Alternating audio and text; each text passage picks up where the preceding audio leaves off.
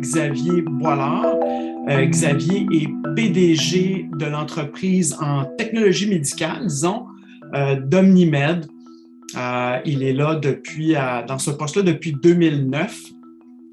Xavier est gradué du programme International Masters for Health Leadership. Vous avez vu Henry Mintzberg, vous avez vu Leslie Breitner, qui est une des mentors aussi dans le stage de leadership. Et donc, Xavier était de la cohorte 2. Donc, nous sommes rendus, Xavier, à la cohorte 10 présentement. Alors, même qu'on a parlé de toi, il se rappelait de toi l'autre jour très favorablement, puis déjà, il savait un peu qu'est-ce que tu avais fait et tout. Et donc, aujourd'hui, Xavier, on a le plaisir de te recevoir et on va parler de technologie médicale, de ce monde pour plusieurs mystérieux dans notre monde médical qui est pas si techno que ça, si je me fie aux jeunes qui rentrent dans le système et qui voient un peu l'état des choses. Xavier, tu as pris les rênes, si on veut, ou tu travailles dans la compagnie que ton père a fondée en 1984. Ça fait plaisir d'être là. Je suis tombé dedans quand j'étais petit, là, comme Obélix, mais dans autre chose que la potion magique. Mon père a commencé l'informatique médicale en 1984. Puis mon père, c'était un médecin de famille ici à Cookshire. Puis ça, c'est nos bureaux derrière. Là, c'est pas un background, c'est tout vrai. C'est juste que là, avec la distanciation, nos programmeurs sont à la maison, donc le bureau sont bien tranquilles. Cookshire, c'est un petit village à côté de Sherbrooke. Fait qu'on était peut-être à 20 minutes de Sherbrooke. Mon père a toujours dit que c'était assez proche de Sherbrooke pour être dans le grand réseau de Sherbrooke, mais assez loin pour être dans le champ. Puis de ne pas nécessairement être connecté avec ce qui pouvait se passer dans la grande ville. Donc, rapidement, il a vu l'informatique comme étant un outil qui pourrait réunir les gens, connecter les choses. Puis ce qu'il disait, c'est que quand il était sur les bancs d'école, il avait appris la médecine comme une science. Puis quand il avait commencé à pratiquer, cette science-là était devenue un art. C'était l'art de poser la bonne question au patient. C'est l'art de deviner si le patient est allé voir un spécialiste, puis le spécialiste lui a prescrit tel médicament, de deviner que le spécialiste a sûrement vu un résultat de radiologie de tel type. Donc, de toujours déduire ou essayer de deviner ou essayer de poser la bonne question ou essayer de fouiller dans un dossier papier, puis d'aller dans les pages qui sont un peu plus froissées parce qu'ils sont peut-être des pages plus intéressantes que les autres. Donc, son côté scientifique a toujours été un peu hanté par ce petit doute-là là, de j'ai-tu posé la bonne question? Y a-t-il quelque chose que j'ai manqué?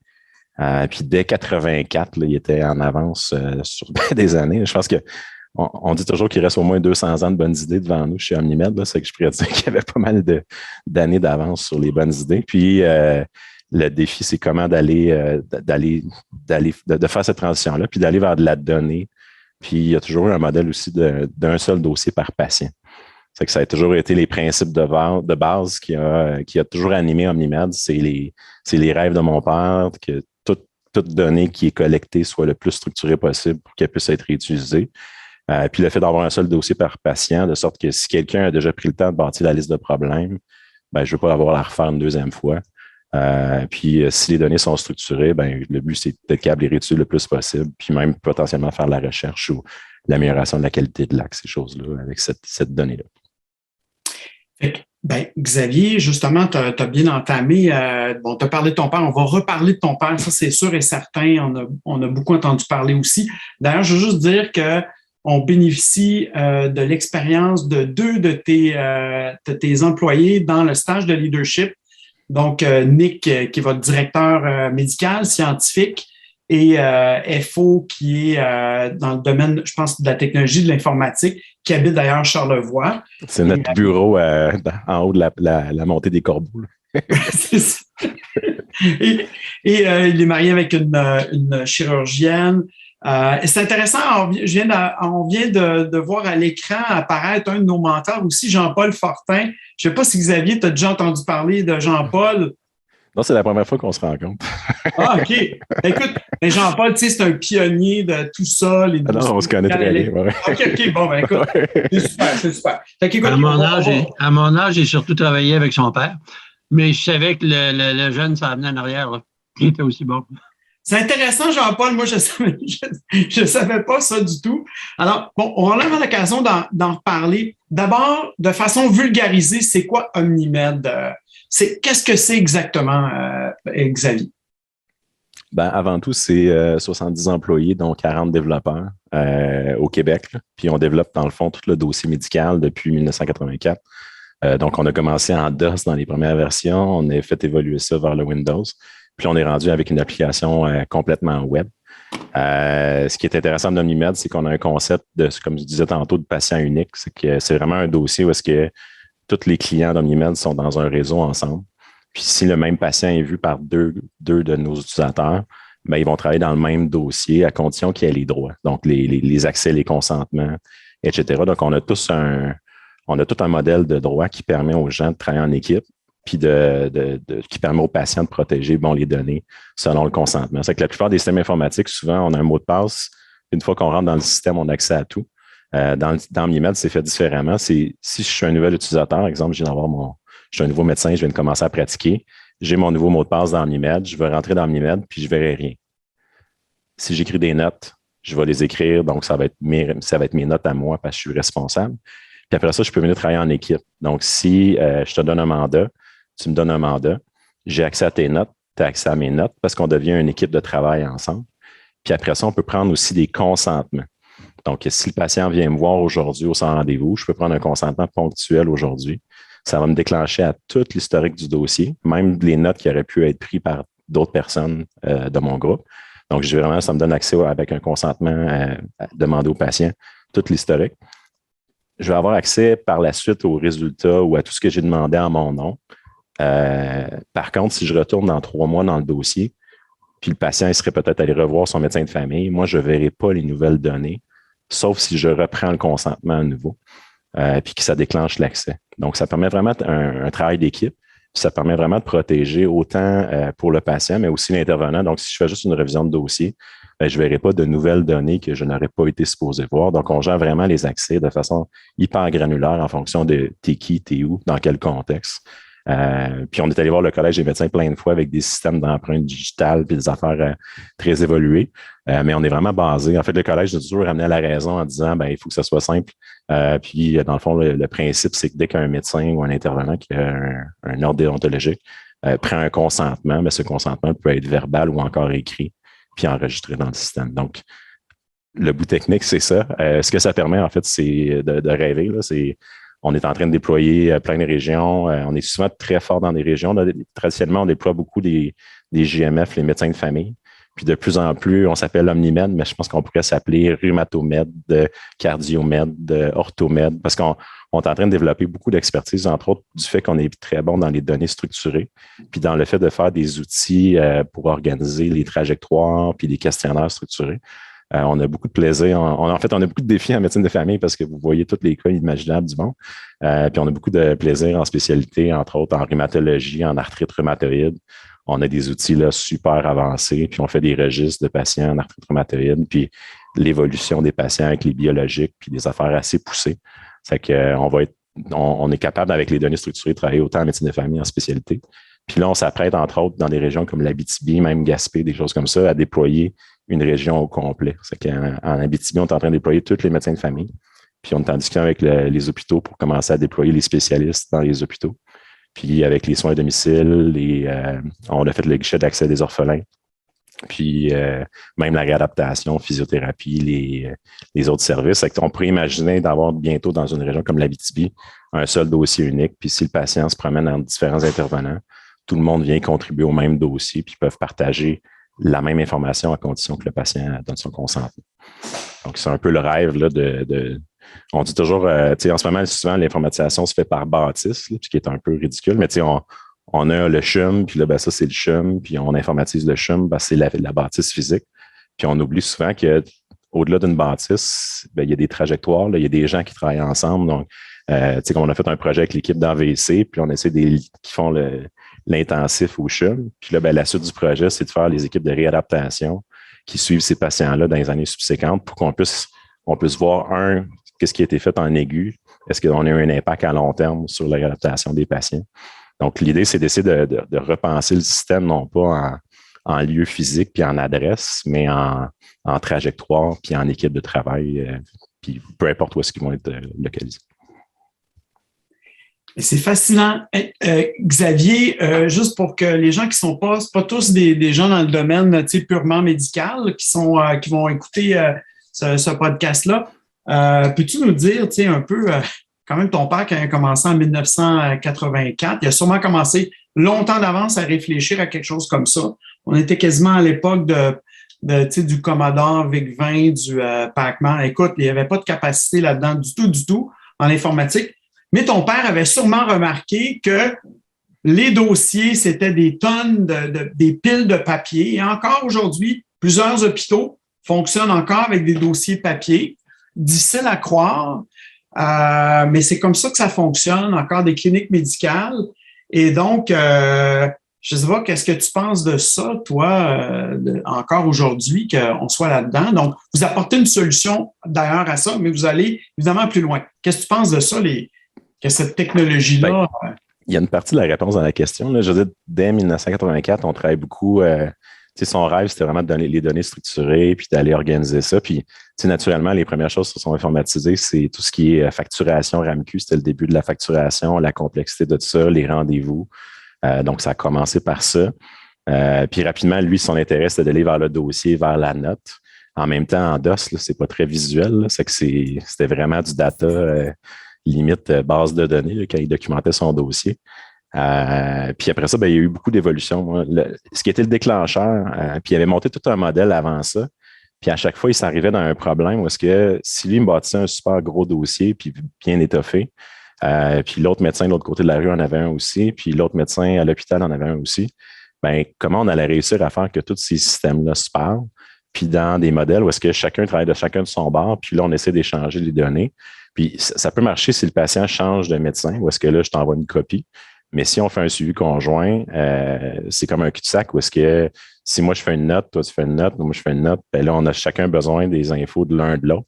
Puis cette complexité-là, d'avoir des systèmes distribués, c'est très complexe. Donc, quand 96 est arrivé, puis les débuts de l'Internet, du World Wide Web, puis tout ça, il a vu comme étant une approche où est-ce qu'il y aurait moyen que tout le monde en aille travailler en fait dans le système central, puis qu'on ait un seul dossier par patient, puis qu'en partant, on prévoit qu'on va tous travailler de façon conjointe dans le même dossier, puis qu'on n'ait pas ultimement plein de données à s'échanger partout, puis qu'on puisse se connecter à cette plateforme-là, les hôpitaux, les résultats laboratoires, puis toutes les autres données qui existent dans le système.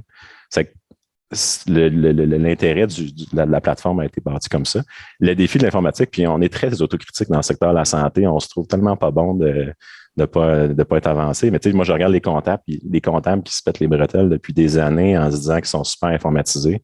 Puis en réalité, ils ont encore plein de boîtes de papier, puis ils ont encore plein de numérisation. Puis, OK, l'écriture comptable est avancée, mais il y a plein de processus parallèles qui ne le sont pas. Puis là, il y a des solutions comme SAP ou des grosses plateformes qui coûtent des millions, qui viennent tout organiser ça, puis en réalité, ils ne l'organisent pas du tout. C'est que je pense qu'il faut accepter le fait que la santé, la médecine est complexe.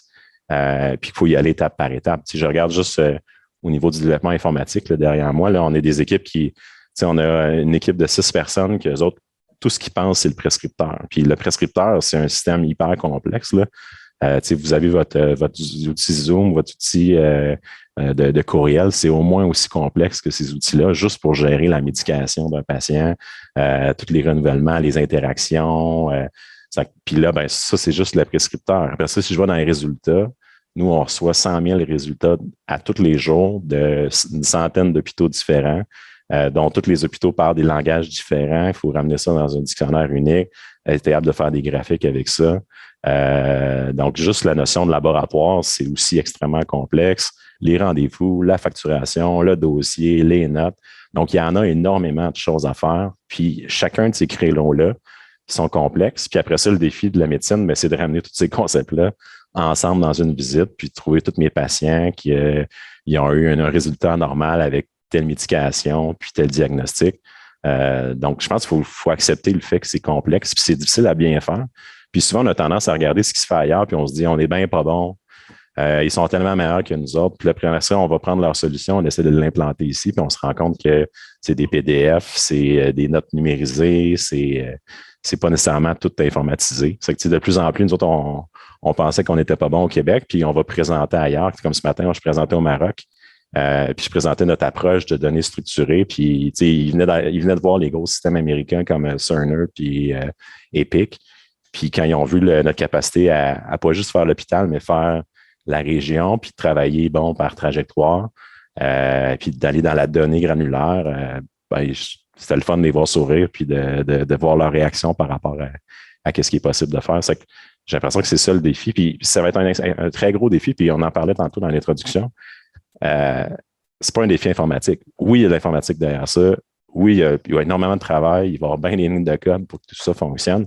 Mais le plus gros défi de ce qu'on a à faire, c'est c'est de s'asseoir avec les cliniciens pour comprendre comment ça se passe pour de vrai. Puis avant ça, le mandat de l'informatique, c'était de s'asseoir puis d'adapter le système selon les besoins.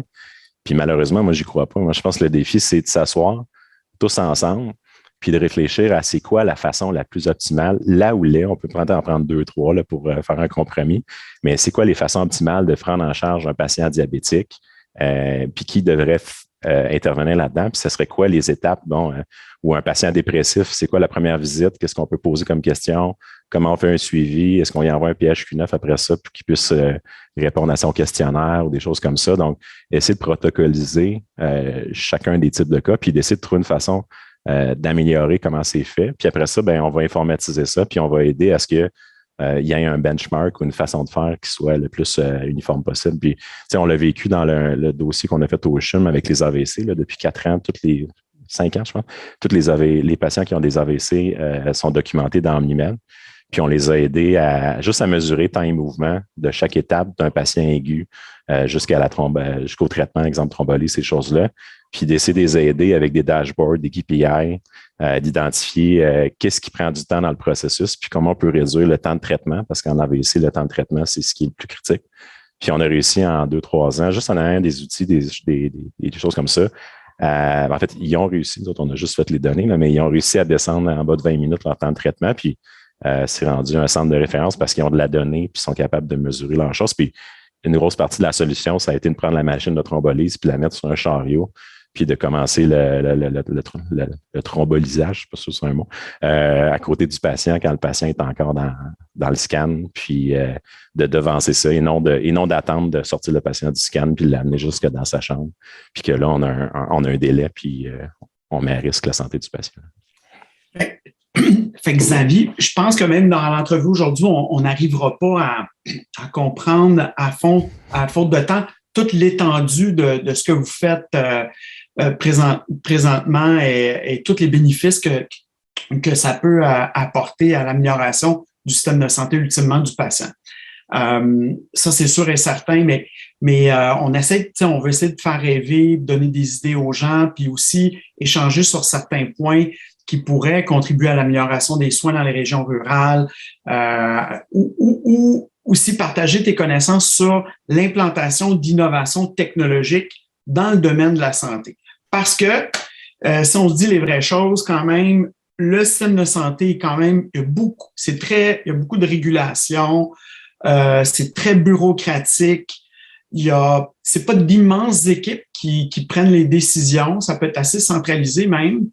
Les gens n'ont pas beaucoup de temps, il y a plein de restrictions. Tu sais, je veux dire, n'importe quel innovateur, c'est ce qu'on nous a souvent dit, n'importe quel, et Mintzberg le dit souvent, là, tu sais, dans le AMHL, tu es gradué de ça, un innovateur peut vraiment se suicider dans un système comme ça. OK?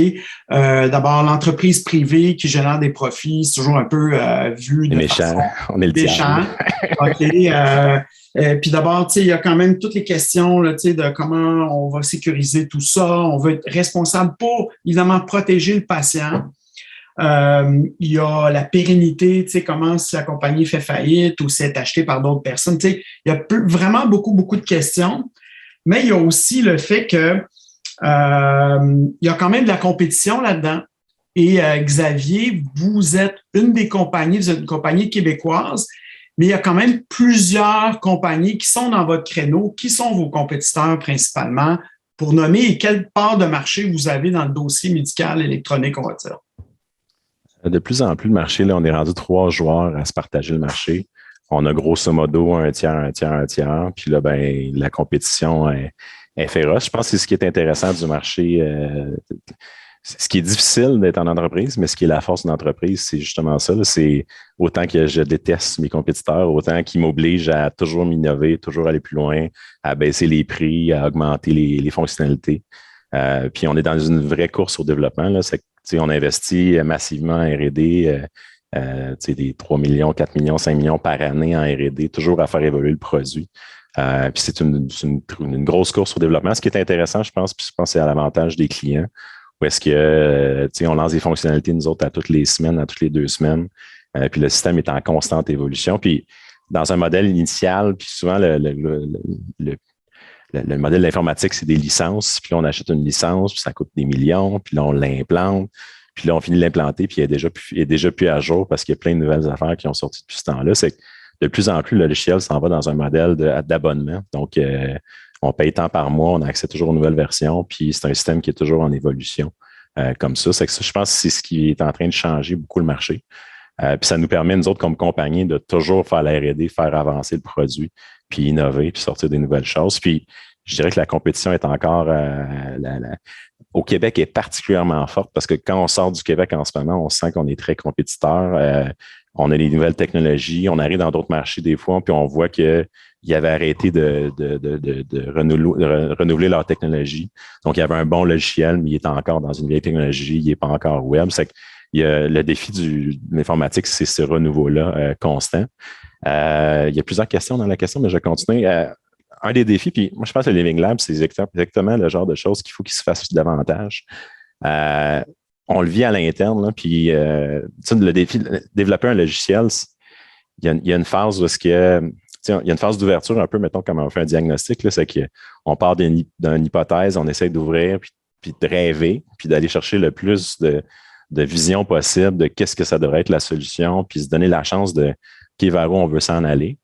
Puis après ça, on a l'étape de ce que j'appelle, moi, scoper. Donc, comment on se rend là, par où on part, qu'est-ce qu'on fait. Puis, un des principes ici, c'est qu'on n'a pas le droit de développer quelque chose qui prend plus que 2 mois. C'est qu'on peut prendre un jour ou 2 à rêver, là, ça serait quoi le système parfait de requête électronique, là, intelligent, ou le système d'aide à la décision contextuelle pour le sans rendez-vous. Puis là, on rêve. Puis là, de plus en plus, on fait des maquettes. Là. Puis mon collègue Ignacio, vous avez vu arriver, c'est notre arme secrète, justement, pour on pèle des nuages chacun de notre bord. Puis après ça, lui, il nous écoute pelleter des nuages, puis il met ça dans des maquettes concrètes. Puis à la fin, on a même l'impression que c'est un vrai logiciel parce qu'on peut cliquer dedans, puis on peut l'animer, puis on peut le voir, puis on peut le voir vivant. Puis une fois qu'on le voit vivant, on se rend compte, aïe, c'est vers ça qu'on veut s'en aller. Ça nous sort plein d'idées. Puis là vient le défi, c'est de scoper, c'est de dire, OK, comment, sachant qu'on veut s'en aller là, c'est ça le rêve, par quoi on commence, puis comment on fait quelque chose qui en 2 mois, on va pouvoir le développer, l'analyser, le développer, le tester, le lancer, puis former des pilotes pour qu'ils puissent commencer à l'utiliser, pour qu'on découpe la complexité du grand rêve qu'on a pris ensemble, puis qu'on le découpe en phases de livrables pour qu'après 2 mois, il y a déjà quelque chose, pour que déjà des gens puissent l'essayer, nous donner du feedback. 2 mois plus tard, on a autre chose. 2 mois plus tard, on a autre chose. Puis on avance comme ça. Puis on a un concept qu'on appelle les téléséries à l'interne, là, comme Netflix et autres plateformes en ligne, mais dans le sens qu'à on a une idée globale de notre histoire, mais après ça, il faut essayer de la rendre parce que dans chaque télésérie, ben, il y a un punch, il y a une finale, puis il y a quelque chose à la fin qui donne le goût d'aller écouter d'autres épisodes, et ainsi de suite, pour que ça avance jusqu'à ce que la solution soit encore plus utilisable, plus intéressante, puis plus impliquée. Puis dans ce défi-là, ben, c'est comment on implique nos clients là-dedans, comment on implique nos cobayes. Là, traditionnellement, ben, mon père, quand il était... mon père est décédé en 2010, donc quand il était là, lui, les programmeurs étaient... Sa pratique est au premier étage, c'est un GMF ici à la clinique. Donc, sa pratique est en bas, les programmeurs étaient en haut, puis là, il courait entre 2 patients pour que les gars, ils compilent le nouveau feature, puis ils allaient l'essayer, puis ils remontaient. Donc, c'était très extrême, je dirais. Là, on essaie de ramener ça à des cycles plus d'1 mois ou 2 et non à quelques heures. Ma sœur est médecin, est urgentologue, elle est impliquée ici en Estrie, beaucoup impliquée avec le DRMG, avec Raymond, puis très impliquée dans les gaps, l'accès aux orphelins, ces choses-là. Puis moi, ça a toujours été important que ma sœur, elle soit pas une médecin, qu'elle soit une médecin, mais pas une informaticienne, pas une geek. C'est que je dis, fais pas d'effort, dis-moi ton feedback comme tu me l'aurais dit, puis essaie de rester une vraie médecin et non devenir une médecin geek. Donc, c'est ce qu'elle fait très bien. Puis ma mère, elle est médecin aussi, pratique beaucoup de psychiatrie, beaucoup de prise en charge, santé mentale, ces choses-là. Elle a toujours dit qu'elle était dinosaure, elle a tapé à 3 doigts. Je pense qu'elle est rendue à 5 doigts, c'est qu'elle est rendue super efficace. Mais tu sais, elle a toujours dit comme étant, elle croyait au rêve de mon père. Elle voyait où est-ce qu'il s'en allait, mais en même temps, ben, pratico-pratique dans sa pratique, il fallait que ça soit simple et efficace, puis qu'on fasse l'évolution. Ceci dit, bien que j'ai une famille de médecins, ils sont tannés d'être mes cobayes de projet. C'est que là, ce qu'on fait de plus en plus, c'est qu'on travaille avec tous nos clients partout au Québec. Donc, n'importe qui est intéressé à être cobaye d'un sujet a une bonne idée. Le deal, c'est qu'on écoute la bonne idée, mais à condition que tu sois cobaye avec nous. Donc, on va travailler avec toi, on va brainstormer, puis après ça, ben, tu vas avoir la chance de l'essayer, donner du pilote, donner du feedback. Puis par itération comme ça, ben, peut-être que le système qu'on va avoir développé avec toi, ben, va être le système qui va changer la pratique ou changer quelque chose comme ça. Donc, l'idée de l'itération, c'est super important. Puis j'ai l'impression que là, on commence à atteindre un défi où est-ce que jusqu'à date, on faisait des choses communes, là, facturer, rendez-vous, prescrire. Bon, c'est des fonctions bien précises. Là, on embarque beaucoup dans les trajectoires, comme là, on a fait les projets GAP, là, on avait un deadline à la fin du mois de mars pour informatiser. Est-ce que tu veux expliquer un peu pour les gens qui ne connaissent pas GAP? Le guichet d'accès aux orphelins. En fait, on se rend compte que... c'est le fameux guichet d'accès qui est très discuté. On a une de nos chercheurs, là, Mylène Breton, là, de l'Université de Sherbrooke, qui travaille beaucoup là-dessus en recherche. C'est vraiment ce qui est discuté, là, l'accès aux médecins de famille, etc. Donc, vous êtes là-dedans. L'idée, c'est comment identifier. En fait, il faut que les patients puissent faire leur demande. C'est identifier, dans le fond, les patients qui sont orphelins, qui n'ont pas encore de médecin ou qui en auront peut-être pas besoin tout de suite. Puis d'être capable d'identifier c'est quoi leurs besoins, puis d'essayer de trouver, d'avoir un accord entre offre et la demande. Donc, si j'ai plein de patients, mais mettons des hommes entre tel âge et tel âge, ben, ils ont peut-être plus besoin d'un sans rendez-vous parce qu'ils se sont plantés un coup dans le pied, qu'il y a une prise en charge complète. Donc, comment on réussit à offrir ou un patient diabétique mais qui est stabilisé, ben, c'est peut-être l'infirmière ou c'est peut-être un des ajustements thérapeutiques avec le pharmacien. Donc, l'idée, c'est de collecter les demandes, identifier les patients, essayer de catégoriser un peu les patients, comprendre c'est quoi les besoins de la clientèle. Puis après ça, c'est de regarder l'offre disponible sur le territoire, puis de voir comment on peut prendre en charge ces gens-là de façon efficace, mais pas nécessairement par une prise en charge complète par un médecin. Puis je pense que c'est là que ça devient intéressant, c'est que la clé de tout ça, c'est simple, c'est comment on travaille en équipe. Puis comment le travail est multidisciplinaire. Donc, c'est pas toujours nécessairement un médecin qui est la bonne personne à aller voir selon les cas. Les pharmaciens ont de plus en plus de rôles, de responsabilités. Je parlais des infirmières, des inalos, des patients MPOC, etc. Donc, d'essayer de faire concorder l'offre et la demande. Puis, dans l'informatique, ben, on avait des délais serrés. Donc, c'est comment on fait les questionnaires d'évaluation standardisés pour qu'on ait toujours les mêmes indicateurs après. C'est quoi les questions qu'on pose aux patients? Qu'est-ce que la téléphoniste, comment on documente le besoin? Après ça, si l'infirmière intervient, qu'est-ce qu'on fait? Donc, on a vraiment protocolisé là, avec un petit dessin, des post-it, là, chacune des différentes étapes là, d'un processus. Puis là, ben, qui pose quelle question à quel moment? Puis assurons-nous qu'on ne repose pas la même question 2 fois dans le même processus. À moins que ce soit des signes vitaux, des choses comme ça qu'on a besoin de reposer 2 fois, mais d'essayer d'optimiser, dans le fond, qui pose quoi. Puis après ça, une fois qu'on a la donnée, c'est là que le plaisir commence. Ben, comment on sort des rapports, comment on est capable de mesurer l'efficacité, mesurer les besoins, identifier, puis après ça, dire, ben, OK, on a tant de patients diabétiques, qu'est-ce qu'on fait pour les patients diabétiques? Ben, on va aller s'organiser une trajectoire de soins pour le diabète. Donc, je dirais dans ce projet-là, ce qui est intéressant, c'est que la technologie, elle supporte déjà le besoin. Puis là, ben, le défi, c'est de brainstormer sur comment on prend en charge ces patients-là. Puis au fur et à mesure qu'on va trouver j'ai l'impression qu'au fur et à mesure que les statistiques vont sortir, exemple, on a tant de patients à MPOC, qu'est-ce qu'on fait? Ben, c'est là que ça va devenir intéressant de dire, ben, OK, comment on répond à leurs besoins à ces gens-là ou qu'est-ce qu'on fait pour répondre aux besoins. Donc, c'est là l'intérêt d'avoir de l'informatique puis des données. Puis Xavier, je sais que je t'ai posé des questions à plusieurs volets, puis mais merci pour cette réponse-là. Et donc, on apprend, donc j'ai appris plusieurs choses dans ta réponse. Là. entreprise familiale, plusieurs années d'expérience, le tiers du marché, les dossiers médicaux électroniques. Vous attaquez à toute la question du guichet d'accès, en fait, là, les patients orphelins, un sujet prioritaire pour le gouvernement actuel, de ce que j'entends. Vous êtes aussi à la gestion des données scientifiques, des rapports. Vous avez aussi partiellement répondu à une question de, implanter des technologies, surtout dans ce domaine-là, si tu n'as pas de médecin, si tu n'as pas d'infirmière ou de, les usagers qui vont utiliser ton système, c'est vraiment un gros problème. Et donc, je vois, c'est vraiment au cœur de votre entreprise. Toute la famille est impliquée depuis plusieurs années là-dedans. Ça répond. Puis votre système d'amener un peu des champions qui ont une idée. OK, on va vous aider, mais vous devenez un peu partenaire avec nous. OK. Et tu es au courant quand même de la littérature sur comment les dossiers médicaux électroniques contribuent à l'épuisement professionnel des médecins. On a vraiment découragé beaucoup de médecins, des jeunes, mais beaucoup de médecins d'expérience là-dedans. Jean-Paul est un expert là-dedans. Son étudiant, Hassan Alami, a écrit des papiers magnifiques là-dessus. Ça contribue réellement à épuiser du monde. Les systèmes sont souvent lents, sont compliqués. On sent qu'ils ne sont pas conçus en fonction des besoins vraiment des usagers, mais conçus vraiment en fonction des besoins des personnes qui monitorisent, qui ont besoin de ces données-là. Donc, on pourrait penser que le ministère veut créer est intéressé, puisque le ministère probablement paye une partie de ces services-là, est intéressé à avoir des données qui vont lui servir à gérer un peu le système de santé. En soi, c'est justifiable, mais à quelque part, les systèmes peuvent contribuer vraiment à l'épuisement. Jusqu'à quel point est-ce que votre entreprise est consciente de, un système qui n'est pas implanté, user-friendly, on n'est pas souvent dans le Apple, là, comment ça peut vraiment décourager bien du monde?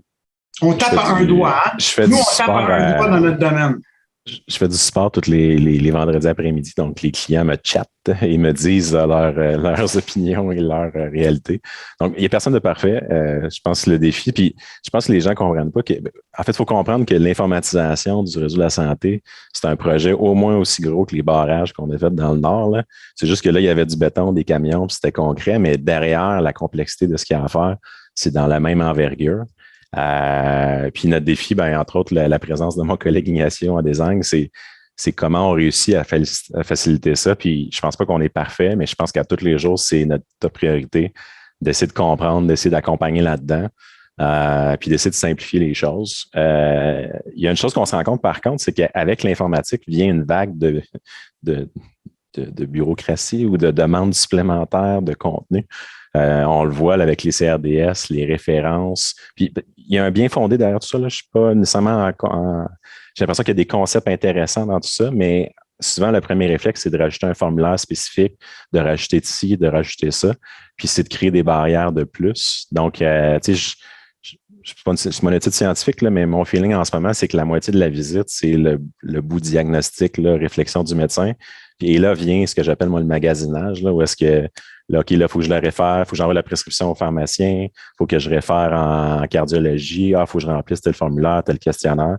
Puis là, commence tout le remplissage de paperasse, de référencement, etc. C'est que je dirais qu'avec l'informatique, il est venu une vague de bureaucratie ou de documentation supplémentaire pour les médecins.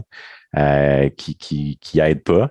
Ceci dit, je suis optimiste pour le futur dans le sens, puis peut-être opportuniste, mais opportuniste pour le futur dans le sens que il y a moyen que si la donnée est structurée, donc si, mettons, j'ai fait mon évaluation d'un patient, puis j'ai rempli mon Framingham, mon CHAD, etc., puis je veux le référer à un cardiologue, mais théoriquement, ces données-là sont déjà dans ma note. C'est que ce qu'on est en train de travailler, c'est des outils où est-ce que on est en train de préparer, puis au lieu d'avoir une pièce jointe à rajouter à la fin, on prend ce qui est dans la note, puis on va essayer de le transmettre en même temps. Puis il y a souvent un bien fondé de mettre des critères comme ça pour référencer, parce que c'est ce que les spécialistes, exemple, ont besoin pour bien trier de leur côté.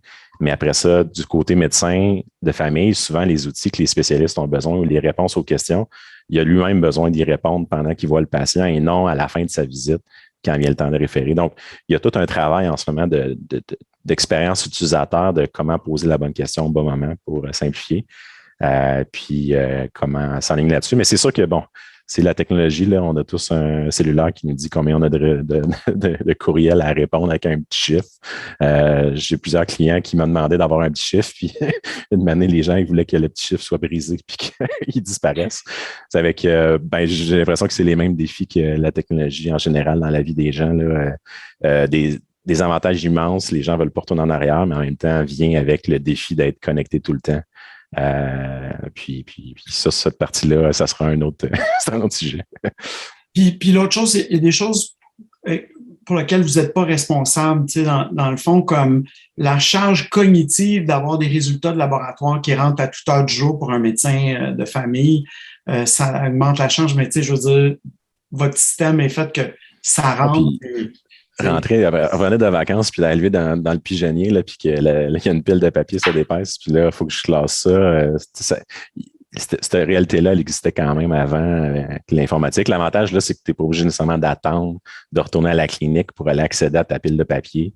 Tu peux faire le suivi à mesure, mais après ça, il y a une hygiène de vie à gérer qui est un peu le défi de notre ère moderne avec la technologie, là. Jean-Guy, on va revenir à la fin pour la période de questions, si ça te fait rien. Je t'ai muté, Jean-Guy. Je ne vais pas poser des questions tout de suite, je vais en poser une tout à l'heure. OK, on te tient comme premier à poser la question. Parce que moi, j'ai quelque chose à ajouter. OK. Je viens de me rendre compte que je connais son père. Ah, ben écoute. Ben, justement, Jean-Guy, tu ouvres la porte. Donc, on a deux personnes ici vraiment importantes dans le système de santé, des personnes seniors, pas révéler vos âges, là. Jean-Paul Fortin, Jean-Guy Trottier, qui ont travaillé dans ce domaine-là. Et ton père, tu nous en as parlé. Et donc, aujourd'hui, si ça te fait rien, Xavier, on va aller plus du côté leadership, du côté personnel, parce que d'ailleurs, tes collègues nous ont parlé de toi personnel. T'es pas du tout le gars top down. D'ailleurs, votre structure, elle est particulière. J'aimerais ça que tu nous l'expliques un peu. Et ton père, surtout, était quelqu'un de vraiment important pour toi et il est parti beaucoup trop tôt. Alors, peux-tu nous parler de l'importance de ton père comme exemple pour toi en leadership et dans ta vie? Oui. Ça fait 2010 qu'il est décédé d'un cancer de l'estomac. Il avait 62 ans.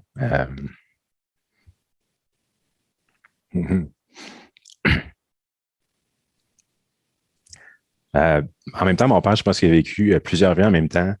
Médecin de famille, il a fait une pratique, l'église était remplie à coucher, plein à craquer de tous ses patients. Puis tout le monde avait les jokes, là. Mon père, il soignait toujours avec des jokes, là, où est-ce que les patients d'année en année, quand ils revenaient pour son rendez-vous annuel, il y avait toujours une bonne joke à compter. Puis mon père en avait toujours.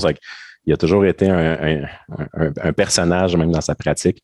Beaucoup de musculo-squelettique. Il a fait beaucoup d'ostéo. Il a été dans les premiers précurseurs, même l'homéopathie. Il est impliqué dans les médecines douces, mais du point de vue médical de la chose. Là, donc, si ça marche avec des granules, tant mieux. Puis si je vois que j'ai pas d'effet, ben là, on peut peut-être passer à des médications, mais comment j'utilise, dans le fond, tous les outils disponibles pour aider mes patients. Donc, il a été très, très innovateur sur tous ces aspects-là dans sa pratique médicale. Il est beaucoup impliqué avec les DRMG, l'organisation des soins dans sa pratique. Un rêveur complet. Puis j'ai toujours vu en cravate dans Mimel, mais en réalité, il y avait un sarrau blanc. Son but, c'était de changer les soins. Puis son plus grand défi, c'est qu'il ne comprenait pas que les gens ne comprenaient pas ce que lui avait compris.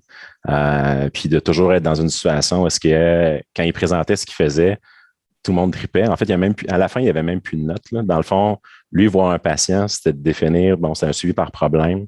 Puis de définir, même mon diabète, c'est quoi mes facteurs de suivi. Je vais aller voir sa glycémie, je vais aller voir son hémoglobine glyquée, je vais aller voir telle médication, son tour de taille, puis je vais voir l'évolution. Donc, quand il voyait un patient, dans le fond, il partait de sa liste de problèmes, puis il allait visualiser ses paramètres de suivi d'évolution de chacun des problèmes, puis il allait documenter, dans le fond, où était rendue l'évolution avec ses autres critères, ses examens.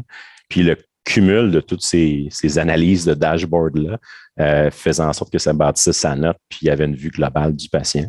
Donc, il y avait une approche qui était totalement... Les gens regardaient ça et c'était comme « wow », mais dans la réalité de tous les jours, où est-ce que les gens étaient habitués à écrire des notes, ben, comment on fait une transition d'une pratique à ce modèle-là de structure? Ben, c'est notre défi d'Omnimed, là, c'est comment... Mon but, c'est... Mon père aurait pu écrire dans la base de données tellement qu'il voyait l'avantage d'aller dans les données. Ben, notre défi, c'est comment on amène les gens, puis ça prendra, puis ça a été un des défis entre moi et lui. Il aurait voulu qu'on développe déjà, là, puis même dans les soins palliatifs, il aurait voulu avoir des programmeurs dans la chambre en train de coder les features avancées que lui aurait voulu utiliser. Puis là, ben, le plus gros défi, ça a été de dire non, on va faire ce que les gens ont besoin là, puis tranquillement, on va les amener où est-ce que tu es rendu, mais ça prendra sûrement pas 10-15 ans, ça risque de prendre pas mal d'années encore devant nous, mais on va se rendre là tranquillement. Puis il faut le faire, il faut y aller par étapes. Fait que je dirais, ça, c'est un des aspects. Donc, l'aspect informatique, l'aspect médecine, puis retour à la terre. Donc, mon père, c'est dans les années, c'est un petit gars de Montréal, de Laval, qui est venu faire sa médecine à Sherbrooke, puis qui a acheté une terre, puis j'ai grandi, moi, avec des chèvres angora sur une terre, des chevaux, etc. Donc, retour à la terre complet, essayer d'équilibrer, changer justement cette espèce de paradigme-là entre être à l'avant-plan, réfléchir, puis être impliqué pour changer les choses, mais en même temps, en ayant un rythme de vie qui est connecté, comme il disait, là, pelleter de la merde le matin pour ses chevaux était son élément pour se recentrer, se reconnecter sur la vie. C'est que je dirais que c'est dans un milieu comme ça que je suis parti. Puis après ça, ben, le défi, c'est... puis à moi et ma soeur, en fait, on a pris la relève. On s'est séparés. On a dit, moi, je prends l'informatique, toi, prends la médecine. On peut peut-être pas faire, on n'est peut-être pas aussi... intense que notre père, mais on s'est séparés en fait le job à deux en disant il avait démarré des rêves autant dans la médecine, autant dans la... Puis là, on a décidé de le séparer à deux où est-ce que moi, je m'occupe plus de tout ce qui est informatique, ma soeur la médecine, puis on a une cabane à sucre, donc on fait les sucres. Là. On se prépare probablement que dimanche, on va pouvoir faire cuire nos sucres. Donc, on n'a plus d'animaux, mais on a gardé le côté connecté littéralement dans le cadre des sucres. Alors, donc, on est rendu à comme 12 ans plus tard du départ de ton père et vous êtes rendu à 30% du marché. Vous êtes développé de façon technologique. Qu'est-ce que tu penses que ton père dirait de ça? Un côté, je pense qu'il serait content. L'autre côté, il serait déçu de voir que les choses n'ont pas plus bougé et ne sont pas allées aussi vite qu'il aurait voulu. Je pense qu'il aurait été encore en situation est-ce qu'il ne comprend pas pourquoi les gens ne comprennent pas. Puis je pense que ça aurait été un thème. Je dirais qu'il y a encore beaucoup de travail à faire. Le fun va commencer, à mon avis, dans les prochaines années, beaucoup. Où est-ce que la technologie, on a assez de choses bien placées. Les technologies sont de plus en plus matures. Puis là, il y a des choses qui commencent à bouger. J'ai bien hâte de voir ce qui va se passer là, dans les prochaines années sur l'informatisation, sur comment on peut vraiment avoir un impact là, sur les soins. Il y a encore des belles années devant nous. Xavier, donc ton père, t'es jeune, t'avais quel âge quand ton père est décédé? J'avais 28 ans. T'avais 28 ans. Et c'est là que t'étais-tu déjà inscrit dans la MHL? Je viens de finir, en fait. OK. J'essaie de faire ma thèse pendant ces soins palliatifs et ça a été très difficile. Et donc le programme de la MHL, on a vu Mintzberg, Leslie, comme on a dit en début d'entrevue. Donc, tu étais dans la deuxième cohorte, on est rendu à la cohorte 10 maintenant. C'est un programme pionnier. C'est quoi donc, évidemment, tu as fait ce cours-là dans des moments difficiles. C'est quoi quand même tes souvenirs et comment ce programme-là, qui était pensé par Mintzberg, qui est en entrevue la semaine passée, en fait, comment est-ce que comment ça a influencé ta vie et ton parcours de ta compagnie, tu penses? Moi, j'ai fait administration à Sherbrooke. Donc, Sherbrooke, un programme hyper pratique. J'ai fait système d'information GIS, donc un bac en administration, option système d'information, finance. Puis ça a été hyper instructif. C'était une méthode mécanique. On a un programme d'organisation, donc l'analyse des processus. Donc, moi, ma job, c'était vraiment de faire l'interface entre le besoin du client, les programmeurs, puis comment on analyse les processus existants, puis on réimagine le processus optimal, puis on fasse vraiment ces genres d'analyses-là. Donc, très mécanique, très approche par cas, très pratico-pratique. Donc, vraiment une bonne base, mais en même temps, quand je commençais à travailler, ça a été des méchants échecs par-dessus échecs parce que dans chacun de mes projets, pourtant, j'avais choisi le bon système. Puis à chaque fois, ça ne marchait pas parce que les gens n'embarquaient pas, les gens boquaient, les gens n'étaient pas d'accord. Puis il y avait toujours des humains derrière ça. Puis souvent, des fois, j'arrivais avec un problème, puis bon, je vais trouver le logiciel qui va répondre au problème. Puis au final, c'est peut-être différent. C'est que quand j'étais allé, puis c'est un peu ça quand je me suis inscrit à Matcha, j'avais 26 ans. Ça a pris en fait, je me suis inscrit à 24 ans, mais ça a pris pendant 2 ans avec accepte de regarder mon CV parce que j'étais vraiment trop jeune selon la définition de Mintzberg, justement avec le lead manager, notre MBA, là, dans le sens que pour être un leader, ben, ça te prend une certaine expérience de vie. Puis finalement, ben, Diane Marie, qui était la directrice du programme à l'époque, je me rappelle, elle m'avait appelé, elle m'a dit « OK, Mintzberg, ça fait 2 ans que je me remets le CV sur le dessus de la pile pour qu'il le regarde. » Puis à chaque fois, il tasse. Puis là, il a accepté de te rencontrer. Tu as 15 minutes. Puis tu sais, fais-toi pas trop d'attente, là, parce qu'en même temps, mais tu as 15 minutes. Fait que là, je suis arrivé, puis là, ben, on s'en est suivi d'une discussion, puis ça a été un super beau moment avec lui. Puis j'ai l'impression qu'il y a eu une espèce de respect qui s'est commencé à se bâtir. Puis ce qui était le fun du MHL, puis ça a été ça un peu la relation où est-ce que on a appris plein de choses dans notre enfance avec nos mères, avec notre réalité sur les gens, comment relationner, etc. Puis après ça, on arrive au monde du travail, puis on essaie de structurer, de cadrer, puis il y a quelque chose qui ne fonctionne pas dans ça parce qu'on reste encore des êtres humains dans tout ça. Puis c'est pas parce que tu mets une structure ou des cadres ou tu mets des milliers de personnes dans la même entreprise que demain matin, tout le monde va travailler de la même façon. C'est que ce qui a été le fun de MHL, ça a été de comment réfléchir à ça. Puis tu sais, il y a plein de choses que j'avais déjà appris. Là. C'est ma maman qui m'avait appris ça quand j'étais jeune sur comment relationner avec les gens. Puis finalement, ben, OK, ben, si je travaille sur la culture, je travaille de comment, tu sais, au lieu d'essayer de changer le problème, comment j'implique la culture, comment je donne du power aux gens pour le faire. Puis là, ben, je suis sorti de là avec plein de théories, une belle ouverture de comment travailler avec les gens. Puis aussi une espèce de reconnaissance que c'est pas si évident que ça, puis que j'en ai pris un tour pour toute ma vie. Puis je pense pas trouver une recette gagnante, magique non plus. Puis comment aller dans cette direction-là. C'est que la question sur la culture d'Omnimed, je pense que ça a été un laboratoire vivant depuis, ça fait 18 ans là, que je suis là, donc ça fait 18 ans que j'essaie des affaires, puis il y a des choses qui fonctionnent pas. Là, une couple d'années, on a commencé, puis souvent, on essaie d'aller par en haut, par en bas, par ci, par ça, puis ça fonctionnait pas. Là, de plus en plus, ce qu'on travaille, c'est le concept d'autogestion. Sans aller vers... on utilise des outils d'holocratie. Donc, c'est quoi l'holocratie? Ben, ce que les gens de la mode, là, les hippies en gogoune vont dire, c'est que c'est une organisation, plus de boss, plus de structure, puis etc. Puis en fait, c'est exactement l'inverse. C'est de mettre en place une organisation qui est capable d'apprendre, puis que la structure, on la définit par l'organisation. On est encore loin d'être capable, je pense. Puis, il y a encore... Au début, on voulait tout mettre en place, puis on s'est planté parce que c'est très difficile la communication, c'est très difficile les décisions d'équipe. Puis c'est pas vrai que toutes les choses sont faciles à décider en équipe. Puis des fois, ça prend 5 minutes de prendre une décision tout seul, puis ça prend une éternité, surtout quand ça impacte plein de monde. C'est que je dirais qu'on est dans un modèle hybride parce qu'on a encore une structure hiérarchique, mais on essaie d'avoir le moins d'échelons possible.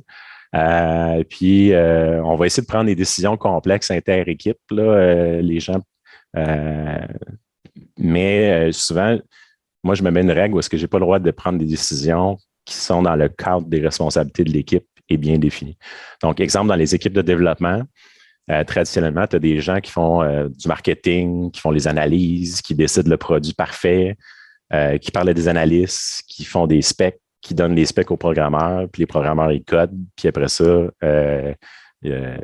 on lance un produit qui répond à ça. Puis, tu as plein de monde. Tu sais, dans le fond, le produit, ben, il y a comme 2-3 personnes, puis ils se sont parlé avec des documents entre ces étapes-là. Puis, à la fin, ben, si le produit qu'on lance ne répond pas aux besoins, ben, c'est le programmeur qui a fait une bug ou c'est l'autre personne, l'autre bord qui a fait une erreur, etc. Donc, il n'y a comme pas une responsabilisation sur qu'est-ce qui est là. Puis il y a toujours 1000 raisons pour excuser le fait que le système ne fonctionne pas. Ce qu'on essaie de faire, en fait, dans l'organisation, c'est découper l'organisation, qui n'est pas si grosse que ça, on est juste 70, en petites unités, en petits groupes. Puis on essaie de jouer sur la grosseur des groupes, 9, 10, 5, 6, etc. Puis le but, c'est que le groupe soit en charge du début jusqu'à la fin de ce dont il est responsable. Donc, exemple, l'équipe qui travaille sur le prescripteur, ben, ils sont en charge de recueillir les besoins, de parler avec les clients, de rêver, de désigner vers où on s'en va, de monter une stratégie par étape, de livrer les fonctionnalités, de s'assurer qu'il y a de la qualité dans tout ce qu'ils livrent. Puis, s'il y a du feedback, ben, d'écouter ce feedback-là et de le faire évoluer et de prendre leurs décisions là-dessus.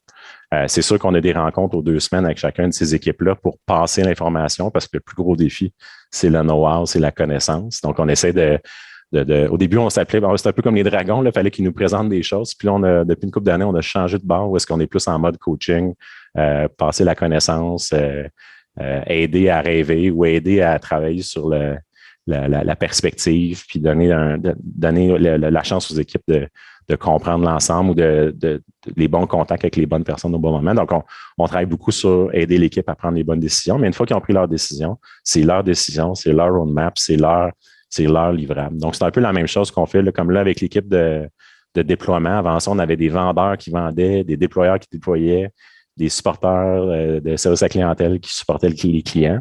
Puis, ceux qui déployaient chialaient tout le temps que les gens qui vendaient de la bullshit. Ceux qui supportaient disaient que les gens qui déployaient jamais assez.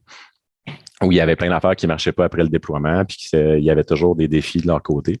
C'est que là, on essaie de mettre en place depuis 2 ans une structure de l'autre côté où est-ce que c'est la même équipe qui va faire la vente, le déploiement et va être impliquée dans le support à long terme. Puis là, on a comme 3 équipes. On a une équipe qui s'occupe vraiment médecin de famille, une équipe spécialiste, puis une équipe qui est plus, on appelle prise en charge. Donc, s'occuper de la base de clientèle qu'on a, faire des vidéos, faire du contenu pour essayer de supporter la masse de clientèle qu'on a. Puis dans chaque équipe, ben, justement, si la personne qui était aux ventes dit de la bullshit, ben, tu vas être obligé de la déployer après. Puis si tu ne le déploies pas comme il faut, tu vas être obligé de le supporter, ce client-là. Donc, il y a un intérêt à dire, ben, on va s'occuper du début jusqu'à la fin, tout le processus. Puis, l'intérêt, c'est de mettre aussi des KPI. Ça, c'est le plus gros défi. C'est comment, si tu veux décentraliser, puis essayer de mettre en place une structure d'organisation où est-ce que les gens se sentent en pouvoir. Ben, si le pouvoir est moi, je me décide, puis je t'aime pas, ou etc., ou s'il est basé émotif, ou s'il n'y a pas rien de concret qu'on peut mesurer ou amener une discussion, ben, les gens, ils ne se sentent pas à l'aise de prendre leurs décisions, puis ça ne fonctionne pas. C'est un des défis, puis c'est un défi constant là, de trouver les bons KPI, les bonnes façons d'évaluer, que chaque décision qui est prise, on essaie d'avoir des objectifs mesurables pour être capable après ça de mesurer si on arrive à quelque chose. Puis souvent, on s'en fout de l'objectif. Puis des fois, on le mesure même pas à la fin, mais juste le fait d'avoir la discussion sur comment on mesure la performance, comment on atteint un objectif, ça fait toute la différence parce que dès qu'on commence le projet, ben on définit tout de suite ça serait quoi les critères de succès, puis comment on va le mesurer. Puis le fait d'avoir ces discussions-là, ben ça nous oblige à être pratico-pratique, concret, puis à arriver à quelque chose à la fin. C'est que c'est beaucoup autour de ça qu'on travaille. Là, le défi, c'est l'inter-équipe. Puis ça, je n'ai pas encore les réponses. Là, ça sera une autre entrevue dans une dizaine d'années, si vous voulez, la suite. Mais le concept des noyaux d'équipe commence à prendre forme, puis ça se passe bien. Donc, on verra pour la suite. Mais merci de nous inspirer aussi dans le Living Lab par rapport à cette structure-là. Vraiment intéressant. Xavier, je vais te poser des questions en rafale. Donc, réponse un peu rapide, puis après ça, on va ouvrir la question à tout le monde. Donc, on demande aux gens dans le début de stage de nommer leur leader préféré qu'ils admirent beaucoup. Donc, probablement ton père qui t'a beaucoup influencé. As-tu un leader dans cette industrie de technologie qui t'a beaucoup inspiré, toi ou dans d'autres domaines, en fait? Ben, dans le contexte, là, c'est sûr que moi, j'ai aimé Mintzberg dans l'approche parce que comment on peut analyser le soft, l'humain, mais avec une rigueur, puis avec une structure, puis les choses qui sont évidentes, mais que dans le fond, on n'ose pas dire parce que la mode, c'est telle affaire ou on les dit. Puis finalement, tout le monde, on se rend compte que ça fait quand même du sens. Puis d'essayer d'aller à contre-courant. Depuis tantôt, on parle puis je pense qu'un des défis du secteur de la santé, c'est la taille des organisations. Où est-ce que Les organisations trop grosses, ben, si ma promotion dépend de à quel point j'influence mon boss ou des choses comme ça, ou j'ai une échelle salariale à la grandeur du Québec, puis on est tous payés le même salaire selon des échelons qui n'ont aucun rapport avec ma performance, ben, comment ça fonctionne, c'est que moi, j'ai beaucoup apprécié. Puis ça a été inspirant aussi de dire comment il y a quelqu'un qui peut aller parler sur la place publique, puis d'arriver avec des approches qui sont différentes. Puis pendant que tout le monde fusionne les hôpitaux, ben, peut-être qu'il faudrait défusionner, en fait, ou créer des unités d'affaires. Puis finalement, ça fait quand même bien du sens. Là. C'est avec, mais la mode dans les techniques, c'est de fusionner. Ça que, voilà. Et donc, Henry, t'as bien inspiré. Est-ce qu'il le sait? Sur le coup, mais j'avais longtemps que je n'ai pas reparlé, ça qu'il faudrait que ça va être un défi de reconnecter. Envoyer l'enregistrement, le YouTube de podcast à Henry, puis à Leslie, qui maintenant qui n'était pas la personne qui dirigeait le programme, je pense, dans le temps que tu étais là.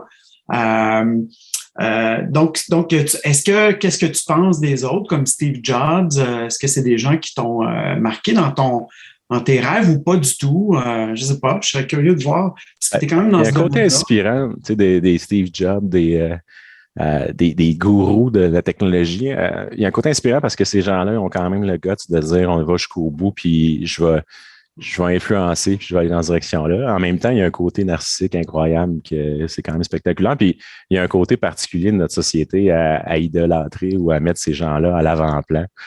Puis ils ont quand même un pouvoir incroyable. Là. Puis en même temps, je pense qu'il faut être conscient, puis il faut avoir une certaine immunité en technologie, c'est qu'on a quand même le pouvoir de changer les choses. Tu sais, moi, j'ai toujours dit que j'allais en affaires. Tu sais, j'étais au cégep là, encore dans mes années idéalistes. Puis en fait, je suis encore, mais puis, tous mes amis allaient en médecine, en santé, changer le monde. Puis moi, je disais, je m'en vais en administration, changer le monde. Puis là, tu sais, comme, non, t'es capitaliste, t'es ça. Puis, tu sais, au contraire, je pense que le pouvoir, la capacité d'influencer les choses est immense. Là. Steve Jobs, Elon Musk en ce moment, tu sais, je veux dire, il est parti d'une idée. Puis moi, ce que j'admire dans ces gens-là, c'est qu'ils entretiennent leur rêve au maximum, puis ils ont le pouvoir d'influencer les gens, puis les gens, ils finissent par les croire, puis aller dans cette direction-là. Mais je pense que ça prendrait plus de rêveurs. Puis je trouve ça dommage que ça soit réservé à certaines élites. Qui prennent toute la place sur ce domaine-là. Alors, Xavier, pourquoi est-ce que tu ne prends pas ce flambeau-là? Tu m'as l'air d'être quelqu'un bien formé, avec beaucoup d'expérience déjà dans ce domaine-là, malgré ton jeune âge. Et tu es déjà une source d'inspiration, probablement pour beaucoup de personnes en technologie médicale, Xavier. Donc, j'essaie de le faire, mais en même temps, il y a des gens comme, mettons, Ignacio qui est avec nous et autres. Puis c'est pas, malheureusement, les technologies, c'est pas juste l'affaire d'une personne. C'est que le défi, c'est de créer cette équipe-là puis de pousser ça. Puis je pense que ça prend une dose d'humilité où est-ce que souvent mon rôle, c'est de pousser, mais après ça, c'est d'autres personnes qui sont les mieux placées pour faire avancer les choses. Et d'ailleurs, cette semaine, on a posé la même question la semaine passée à Henry Mintzberg sur qui sont leaders. Puis c'est intéressant. Puis lui, il disait, tu sais, leader, finalement, c'est les personnes qui te nomment leader. C'est pas toi que tu te mets là. Puis c'est vraiment community. Donc, alors, je pense que tes réponses vont un peu dans le même sens. On sent l'influence de Henry. Là, on va ouvrir à tout le monde. Donc, on t'a présenté un peu les personnes qui étaient en ligne comme ils sont arrivés. Et là, Jean-Guy est assez brûle d'envie de te poser une question. Jean-Guy, tu as dirigé des hôpitaux. Je connais. Tu le connais, Jean-Guy? Ouais. Xavier, je veux juste te dire, oui, j'ai connu ton père et je n'ai pas fait le lien du tout entre ton nom et le nom de ton père. En plus, je ne devrais pas être là. Maudit que j'ai remarqué quelque chose. Là, ce que je veux te dire, c'est que je vais essayer de faire ça vite, mais je veux le dire à tout le monde aussi. Quand moi, je suis allé au bureau de ton père, j'étais dans un projet avec Jean-Paul, là, les projets sur le site du futur, PAC, toutes ces choses-là, puis on regardait les produits informatiques. Mais en plus, après, j'ai été PDG de SOGIC, OK? Et là, j'avais beaucoup de relations avec ton père parce qu'il faisait des produits, puis on essayait de coordonner les produits. Puis j'étais allé chez vous. Et quand je suis arrivé au village, puis je cherchais la maison du docteur, il n'y avait pas de maison du docteur, tu sais, puis il n'y avait pas de GPS. Et là, on m'a dit, tu vas dans le rang, là, puis la route, mais c'est le rang en même temps. Là, j'arrive, une belle maison. C'était vraiment très beau, une très belle maison, des champs. Et là, je me dis, ben, ça doit être ici. Là, je rentre. Là, il est avec des patients, puis il me dit, attends-moi. Là, on monte, on arrive en haut. On a vu, c'est là quand j'ai vu les installations au deuxième étage, comment il était vraiment un pionnier. Mais c'est une époque, puis peut-être que Jean-Paul pourra le confirmer avec moi, il y a eu beaucoup de créativité en informatique à cette époque-là, et c'était basé vraiment sur les besoins cliniques. À cette époque-là, on savait que si on informatisait certaines activités, on donnerait un bien meilleur service. Et j'en ai listé, là, je ne sortirai pas, moi, juste la notion de continuité et d'efficacité, tout ça, OK? Bon, puis c'est passé quelque chose à cette époque-là, c'est que là, les hauts fonctionnaires ont beaucoup de difficultés à travailler avec les marginaux, parce que c'est tous des marginaux qui faisaient ça, soit dans le réseau, soit ton père, c'était des marginaux. Et nous, avec Jean-Paul, on a monté juste un gros projet, un des plus gros projets informatiques de l'époque, qui s'appelait CLSC du futur, il a dû vous en parler, mais c'est parti d'une idée très simple, c'est que pendant, là, les hôpitaux, on fermait des hôpitaux, on ouvrait des CLSC, et là, ma mère n'était pas d'accord avec ça, puis elle me disait, ils ferment des hôpitaux, puis vous autres, vous bâtissez les CLSC, bâtissez. Et là, je suis revenu avec ça, je me disais, ça n'a pas d'allure, c'est vrai, ça, ce qu'elle dit là. Puis nous, on était un CLSC qui faisait, on avait 3 CLSC qui regroupés, on faisait beaucoup de maintien à domicile, beaucoup, beaucoup. Puis là, on se disait, bien, on bâtit. On n'a plus besoin de bâtir, on va trouver une autre façon. Et c'était l'informatisation des dossiers et la capacité de se promener et de créer une organisation virtuelle. Parce qu'on avait du personnel dans les cliniques médicales, puis on était associé avec toutes les pharmacies. Toutes les pharmacies du territoire faisaient partie de notre organisation. Puis on pouvait faire partir des infirmières d'une pharmacie. Bon, ce serait notre point de service. Mais c'est quand on a conçu ça, le gros empêchement, c'était la convention collective. Parce qu'il y a toutes les questions de point de chute, et ça, il y avait beaucoup de choses qui ne vont pas. Mais ce qu'on a réussi à faire, je finis après ça, c'est qu'on a mobilisé le personnel. Le personnel a signé des pétitions. On s'est assis avec le syndicat, puis on a dit il y a une grande partie du personnel qui veut le faire. Puis on l'a fait en ne tenant pas compte de tout ce qu'il y avait dans la convention collective, pour ce qui est des déplacements, tout ça. OK? Et ce qui est assez impressionnant, c'est que la façon qu'on a, c'est que le syndicat disait que de toute façon, les personnes qui vont faire ça avec vous autres, ils ne dérangeront pas les autres, les autres ne veulent pas le faire. OK? Puis ça a marché. Puis on a vu des résultats, puis le métier à domicile, c'est vraiment, vraiment développé.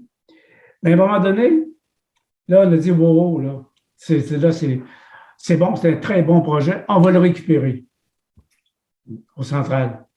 Fini. Puis ça, c'est ça. J'ai l'impression que ça fait 18 ans que je suis là, puis moi, j'ai vu des DSQ, des ci dans le temps, puis c'est toujours un thème assez fréquent, là, c'est puis, tu sais, je pense que le Québec, on était hyper en avance, même avec les CLSC, sur l'idée de l'approche communautaire puis d'organiser les choses. Ceci dit, je suis d'accord, on a peut-être trop investi dans le béton pour et dans les conventions collectives pour ce modèle-là, puis qui était un frein, mais on était quand même en avance. Puis là, on l'a récupéré un peu avec les GMF, mais bon, il y a encore beaucoup de travail à faire dans cette direction-là. Mais effectivement, je pense que la technologie, c'est ce que ça permet, c'est comment on peut réimaginer notre organisation. Puis on le voit en plus avec la pandémie, là, les gens à télétravail, etc., toutes les conventions, tout le cadre qu'il y avait avant peut changer. Puis je pense qu'il faut se donner la chance d'innover. Mais le défi, c'est ça. Puis on a parlé un peu tantôt, il y avait une question sur le secteur public-privé. On le voit clairement qu'il y a un gros changement de culture qu'il faut qu'il se fasse parce que sais, moi, je suis du privé quand je parle à quelqu'un du public, puis souvent, hey, j'ai les mêmes valeurs que toi, mais je suis juste dans une organisation. Est-ce que pour faire les payes la semaine prochaine, il faut que je facture des revenus? Donc, il y a toute une notion que je pense qu'il faut qu'on développe au Québec autour de ça, sur comment générer de la valeur, comment atteindre des objectifs, comment être performant. Puis, le défi, c'est à chaque fois qu'il y a une bonne idée, on dirait qu'elle remonte en haut, puis là, elle devient une espèce de montagne insurmontable. Puis en informatique, c'est la pire chose à faire. Tu es bien mieux de partir petit, grossir, puis de grandir que d'être obligé. Tu sais, moi, si demain matin, il fallait que je réformatise le Québec, oubliez ça. Là, puis j'aurais une meute de journalistes pour critiquer tous les mauvais pas que je faisais. Je ne serais pas capable d'avancer. Donc, l'idée, c'est fragile, c'est comme une petite plante qu'on fait pousser. Là. C'est qu'une fois que tu as planté ta graine, il faut que tu l'arroses, puis tranquillement, ton projet va grandir. Puis là, ben, si tu essaies de l'arracher pour en faire un méga projet, je vous garantis que ça ne fonctionnera pas. C'est que je dirais que le fondement même, c'est ça le défi des grands projets, c'est qu'on finit par noyer l'idée dans quelque chose de trop gros et trop bureaucratique. Et cette histoire-là, Jean-Guy Xavier, on l'a entendu du docteur Mélissa Généreux avec toutes ses interventions à mégantic dans la santé mentale. Le gouvernement a pris le problème, l'intervention des sentinelles et donné les 25 millions qui sont maintenant un peu bloqués dans les organisations des CIUS, des CIS. Fait que c'est un exemple, même cette semaine dans l'entrevue. C'est gros point. On va aller avec une question de Sonia Sylvain, qui est directrice du stagiaire dans Living directrice du département de médecine d'urgence, médecine familiale à l'Université Laval. Merci. J'ai comme deux commentaires, deux questions si j'ai un petit peu de temps de parole, mais je vais essayer d'être quand même courte. D'ailleurs, premièrement, là, merci beaucoup pour cette présentation-là. C'est très inspirant, hein? C'est créatif, puis c'est le fun. Là, ça nous amène encore un peu, moi j'appelle ça les vents de fraîcheur. Là. Personnellement, je suis impliquée dans un DME parce que moi, je suis un médecin de famille à la base où j'ai mes filles. C'est pas nous, malheureusement. je travaille avec le DME qui m'a sauvé la vie. Quelle merveille d'avoir que les autres puissent me lire. Ça, c'était une belle affaire. Puis deuxièmement, la dictée. Hey, j'allais à domicile avec ma tablette. Puis je pouvais, en sortant de chez le patient, parce que souvent quand on est chez les patients, on écrit un peu, mais tu sais, c'est très intime dans leur demeure. Hein? Fait que là, je pouvais m'en aller dans mon auto, puis là, je prenais ma tablette, puis je dictais ce que j'avais dans ma tête, puis après ça, je faisais le ménage une fois rendue à la clinique. Fait que ça a été fantastique. Malheureusement, ce qui nous arrive, puis vous êtes probablement au courant, là, c'est que nous, on est dans le CIUS de la capitale nationale, fait qu'on est allé en appel d'offres et on va devoir changer de DME. Alors, on devra. Ma première question. Juste me rappeler DME. Dossier médical électronique. Dossier médical électronique. OK, c'est ça. Ben oui, OK. Oui. Donc, ce qui nous attend, c'est un grand moment de gestion du changement pour nos équipes. Là. Fait que je me demandais si, tu sais, parmi les bonnes idées que vous avez parlé tantôt, travailler en petites équipes puis tout ça, je me disais sûrement qu'il y a des petits conseils qui peuvent nous donner, nous, les leaders, pour aider à supporter nos équipes là, en gestion du changement. Je ne suis pas spécialiste du changement que vous allez faire, mais souvent, ce qu'on fait dans le changement, c'est, ils appellent ça en anglais le gap analysis, là, mais c'est encore une fois de prendre le temps de rêver, là, puis de regarder, puis c'est prendre du temps, là, c'est comment on travaille aujourd'hui dans le système A, puis comment les mêmes choses, on va le faire dans le système B. La première chose, c'est d'avoir un esprit ouvert parce qu'il y a des choses qu'on faisait avant qu'on va faire différemment. Puis il y a sûrement des choses plus intéressantes puis d'autres moins intéressantes. Puis ce qu'on fait nous autres maintenant avec nos clients de plus en plus, c'est ça, on fait cette analyse-là, on est transparent avec les clients, on fait le tour. Puis après ça, il y a peut-être des choses qu'on n'a pas encore développées, comme nous, on a acheté Toubib, qui est un des compétiteurs, qui est un des joueurs sur le marché. Puis on avait 600 médecins à convertir qui sont en train d'avancer dans la conversion. Puis le premier travail qu'on a fait, c'est d'aller rencontrer tout le monde, tous les groupes, puis d'essayer de travailler avec les leaders. Puis de savoir c'était quoi les forces, c'était quoi les choses que les gens aimaient dans l'autre système, c'est quoi les éléments forts, etc. Puis après ça, s'assurer qu'on les avait déjà. Puis si on les avait pas déjà, on les a mis dans le backlog pour être sûr qu'on les développe. Pour après ça, essayer de trouver le meilleur moment pour faire la conversion. Où est-ce que on a un équilibre entre les choses cool que les gens voulaient, puis que ces choses-là soient développées. Puis ça a été, je pense que le défi, c'est de prendre son temps, puis de pas bousculer ce changement-là, c'est de dire, on y va par étapes. Puis quand on est prêt, puis on est sûr que ça fonctionne avec un petit groupe, puis puis on a une bonne confiance, ben là, on fait la transition, puis ça fonctionne. Puis maintenant, ça a pris 18 mois avant de commencer les premières conversions avec Toubib. Les premières, ils ont été rock'n'roll. Puis là, ben 2 ans et demi plus tard, on en implante 60 par mois, puis ça va à une cadence de feu. Puis on n'est pas encore parfait, il y a encore plein de choses qu'on peut améliorer. Mais il y a quelque chose qui est assez smooth pour que ça aille bien à implanter. Ceci dit, ben, ça amène un autre, ça c'est mon opinion personnelle, mais je pense que les appels d'offres dans le secteur de l'informatique, ça fonctionne peut-être pour les ponts en béton, mais peut-être même pas en tout cas. Mais dans tous les cas, de plus en plus, je pense qu'il faut que le Québec, on aille vers des appels de qualification où est-ce qu'on certifie différentes solutions avec un prix. Puis après ça, on laisse la chance aux utilisateurs comme vous de choisir le système qu'ils veulent, puis que ce soit des décisions qui vous appartiennent et non dans un processus d'appel d'offres comme il s'est fait à Québec, là, auquel on avait répondu nous aussi. Parce que c'est ça, c'est dans mon équipe, là, c'est ce que Richard ramenait tantôt, là, c'est que les gens, quand ils voient ça, là, c'est on va avoir le tiers de notre équipe actuellement qui disent, ben moi, si ça rentre ici, je quitte parce qu'ils sont à 2-3 ans de leur retraite. Là.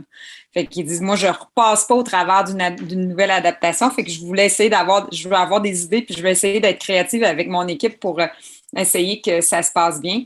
Fait que merci beaucoup pour les conseils. Ça vous prend une collaboration du fournisseur. Il faut que le défi, c'est ça, c'est d'avoir ces échanges-là. Puis il y a peut-être des choses, c'est d'identifier c'est quoi le crémage du chocolat qui pourrait motiver un changement. Puis ben c'est sûr qu'il va y avoir des inconforts puis des choses moins parfaites, mais c'est difficile une transition informatique, point. Hein, c'est que ça, je vous comprends. Et vas-y, excuse-moi. En fait, je voulais dire merci aussi de rêver pour nous. En tout cas, moi, je manque beaucoup d'imagination. Fait que, tu sais, le stage de Richard actuellement, là, ça me dépasse beaucoup, là. Je n'en reviens pas comment il y a des idées là-dedans. Parce que moi, je dis tout le temps que il me manque ça dans ma partie d'intelligence, là, c'est que j'ai pas d'imagination. Fait que c'est le fun de travailler avec du monde. J'ai besoin du monde qui ont des idées. Mais c'est ça, fait que c'est le fun de voir qu'il y a du monde qui rêve pour nous, pour le dossier médical électronique. Mais je voulais juste faire le petit commentaire de ne pas oublier, parce que, tu sais, quand je vous entendais parler des modes, ben, pas des modèles, là, mais des cadres, tu sais, comment on peut mieux adapter le dossier pour rentrer les données. Puis c'est là, ben, moi, je dis toujours, ben, oubliez pas qu'on travaille avec le patient, là. Puis moi, il y a une chose qui m'énerve vraiment, c'est des choses trop structurées dans le dossier, là. Moi, je les scrape, je les mets de côté, puis je recommence avec ma tête comment je fonctionne d'habitude avec mes patients.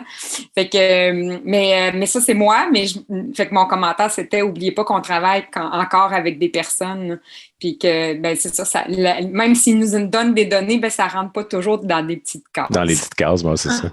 Mais en même temps, il y a des outils comme Framingham ou des choses comme ça, parce que ça peut même être un outil qu'on tourne vers le patient. Puis que ça devient un outil d'échange aussi. C'est que le défi à nous, c'est de trouver des façons justement de suivre. Puis on aime bien ça travailler avec des gens pragmatiques, même si vous dites que vous ne rêvez pas, je suis certain que vous avez des excellentes idées. Puis vous allez être très critique d'une excellente idée, mais qui n'est pas encore prête. Donc, ces échanges-là sont absolument très, très intéressants. Puis Xavier, je saute sur quelque chose. Sonia a probablement beaucoup plus d'imagination Elle a surtout beaucoup, beaucoup d'humilité. Quand même directrice du département de médecine familiale, une des 4 facultés de médecine, là, gros département. Et elle vient de commencer, ça fait pas longtemps qu'elle fait ça. Et elle prend le temps de faire ce stage-là avec nous. Ça fait beaucoup d'humilité, beaucoup de temps. Fait que Sonia, et je voulais juste te dire, Sonia, j'en profite, sous-estime pas ton leadership. Alors donc, tu es dans une position officielle de leadership. Sous-estime pas ça. Dans le sens que, tu sais, les 4 départements, ils doivent avoir vraiment un poids. Vous représentez beaucoup de médecins de famille. S'il y en a plein qui sont contre les appels d'offres et que ça devrait être fait de façon différente, mais prend beaucoup plus de leadership que vous le pensez. Puis moi, souvent, dans les structures bureaucratiques, j'aime ça savoir c'est qui la personne qui a pris la décision. J'aime ça aller l'appeler puis y poser la question. OK, pourquoi vous avez pris cette décision-là? Comment vous avez pris la décision? Et des fois, on se rend compte que, tu sais, on ne sait pas trop pourquoi, ils ne savent pas trop non plus. Et juste de les questionner, juste de les écouter, des fois, ça change beaucoup de choses. La humble inquiry, je ne sais pas si Xavier, c'était dans ton temps. Mais en tout cas, Sonia, je vais juste te passer ce mot-là.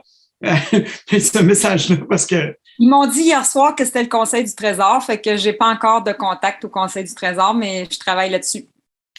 Good. Participez-nous à l'appel d'offres si vous voulez plus d'infos. On était deuxième, puis ça s'est gagné sur une question de prix vraiment bas. Intéressant. Non sur la qualité des systèmes. Intéressant. Donc, ce Pour lien-là. Xavier, ça fait plus qu'1 an maintenant qu'ils sont avec une équipe parce qu'ils ont remporté, évidemment, c'est dans le CIUS, puis il y avait 6 équipes. Fait qu'ils sont toujours avec la même pour le mettre en fonction. Puis les autres équipes se rebellent parce que cette équipe-là nous dit ça marche pas encore, ça marche pas encore, ça marche pas encore.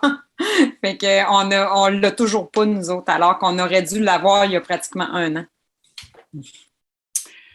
Sonia, en tout cas, je pense qu'on va garder le contact. De toute façon, vous avez dans le stage, il y a 2 autres personnes de votre compagnie avec nous que vous aurez l'occasion de garder ce lien.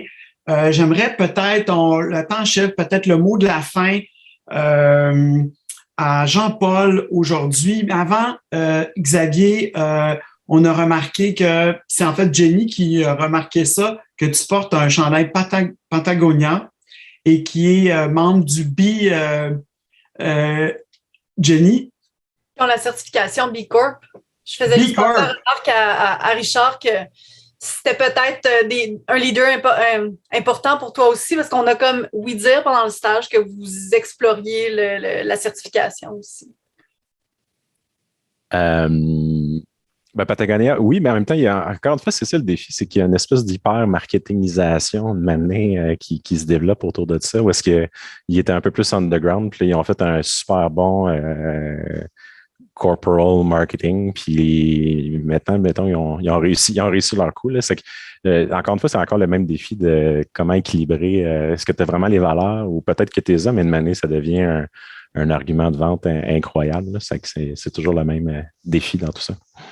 Rester humble malgré tout. Et je serais curieux de voir l'évolution de leur humilité dans tout ça. Donc, certification B Corp, environnement, un peu développement durable, etc. Donc, on enlève 100 000 papiers par jour, là, juste avec les résultats de laboratoire puis toute la paperasse qu'ils génèrent. C'est que ça doit être... je suis pas mal certain que ça doit compenser l'électricité qui rentre dans nos serveurs. Donc, on voulait juste passer ce message-là. Jean-Paul, donc tu vois vraiment un jeune, cette compagnie-là, tu connaissais le père, le fondateur. J'entends parler de toute ton implication depuis plusieurs années dans tout ce dossier-là. Donc, on a un expert international à l'écran avec un jeune innovateur de cette compagnie familiale dont tu connais t'as connu le père. Jean-Paul, j'ai hâte d'entendre ta question et ton mot de la fin peut-être pour Xavier. Quel honneur de vous avoir avec nous. En fait, je commencerai par dire que je suis très, très, très content d'être là, d'avoir entendu ce que Xavier a dit. Je suis aussi très content des questions et de l'intervention du Dr Sylvain. J'ouvre un petit peu la porte sur une possibilité qu'on puisse se reparler à un moment donné par rapport à tout le dossier justement des dossiers médicaux électroniques, ces choses-là. Par rapport à Xavier, ce que je dirais, c'est qu'on s'est déjà vu, mais probablement que j'étais pas d'exemple blanc.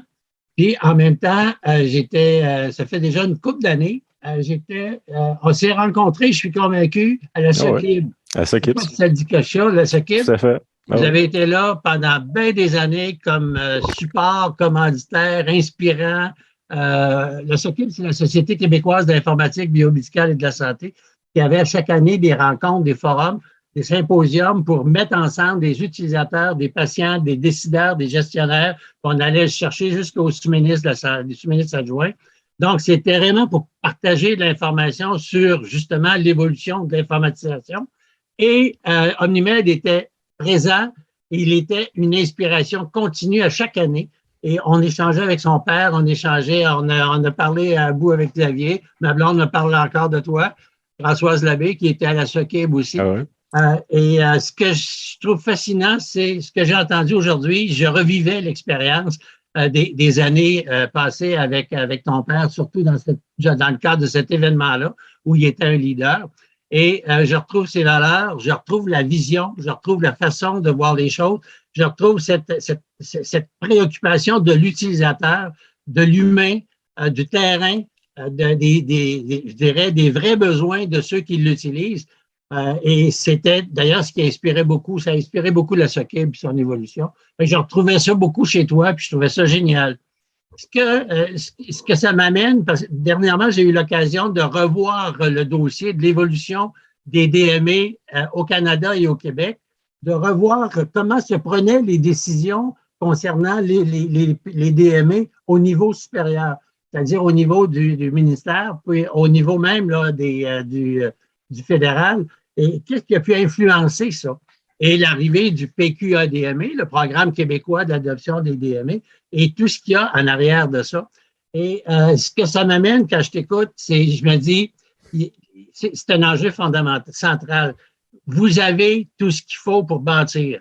Vous avez tout ce qu'il faut pour coller aux besoins de l'utilisateur, de le faire évoluer avec une vision large, de pas juste d'un patient, mais de plusieurs patients, pas juste d'une clinique, mais de plusieurs cliniques et tout ça.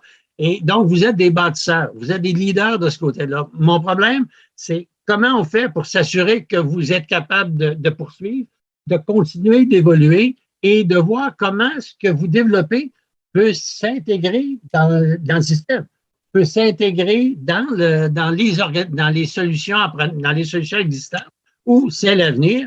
Puis, tu as ouvert une petite porte tantôt qui est venue me chercher, là, quand tu as dit les appels d'offres pourraient se faire un peu autrement, où tu as un volet appel d'offres pour je dirais des bidules, puis un volet qui laisse la marge pour innover, bâtir, évoluer. Il y a quelque chose là qui m'a frappé beaucoup, beaucoup. Puis, en tout cas, je vais sûrement continuer à y réfléchir. Et donc, c'est le problème quand tu développes quelque chose, comment tu fais pour le déployer? Puis c'est vrai dans à peu près n'importe quoi. Là. Tu développes un bon CLSC, comment t'en fais pour avoir des bons CLSC partout au Québec? Tu as les mêmes préoccupations pour les GMF, tu as les mêmes préoccupations pour tout. Il y a quelque chose là, dans le passage de l'innovation, de la construction à son déploiement sur un niveau provincial. Et ça, le problème, c'est que souvent, c'est récupéré par le central. Puis le central, lui, il cherche une petite boîte, il cherche un bidule, il cherche un système que là, il va vouloir étendre directement à tout le monde en même temps, mais évidemment, en n'ayant pas du tout toutes les conditions que tu as mentionnées tantôt qui fait que les gens vont l'utiliser et vont être contents de l'utiliser. Le passage de l'innovation à son intégration et son déploiement, c'est ça qu'il faut trouver au Québec pour ça puis pour faire l'affaire. Oui, je m'arrête, Richard. Xavier, bravo et merci.